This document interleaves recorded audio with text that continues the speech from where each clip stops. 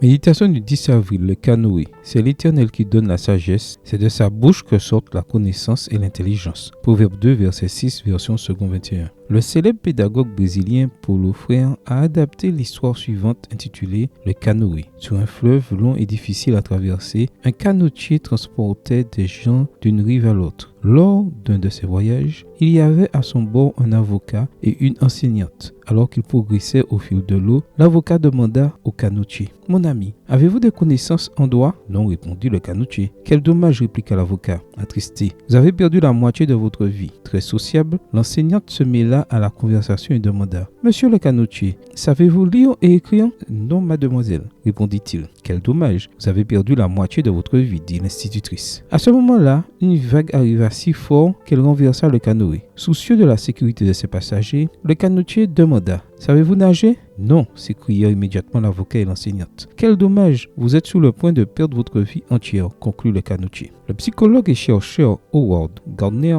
a élaboré la théorie des intelligences multiples et dans laquelle il affirme que les gens ont différents types d'intelligence dont verbo-linguistique, logico-mathématique, visuel-spatial, musical-rythmique, corporel-kinesthésique, intrapersonnel, en autres. Cela implique que nous pouvons être intelligents de plusieurs manières tout en étant déficients en d'autres. D'un point de vue pratique, cela nous aide à comprendre les autres et à saisir qu'il n'y a pas de domaine de connaissance ou d'intelligence qui soit sans importance. Même s'il est bon de connaître la loi ou de savoir lire, cela n'a pas sauvé l'avocat ou l'enseignante de la noyade, car dans ce cas, la connaissance la plus précieuse était celle de la nage. L'apôtre Paul conseille : n'ayez pas une opinion de vous-même plus haute qu'il ne faut. Romains 12, verset 3, Bible français courant. Reconnaître les dons et les talents des autres n'enlève rien aux nôtres, mais nous rend plus humbles et plus conscients de nos faiblesses et de nos forces. Gandhi disait : il n'est pas nécessaire d'éteindre la lumière de l'autre pour que brille la nôtre. En fin de compte, tout ce que nous sommes et faisons doit être au service de Dieu.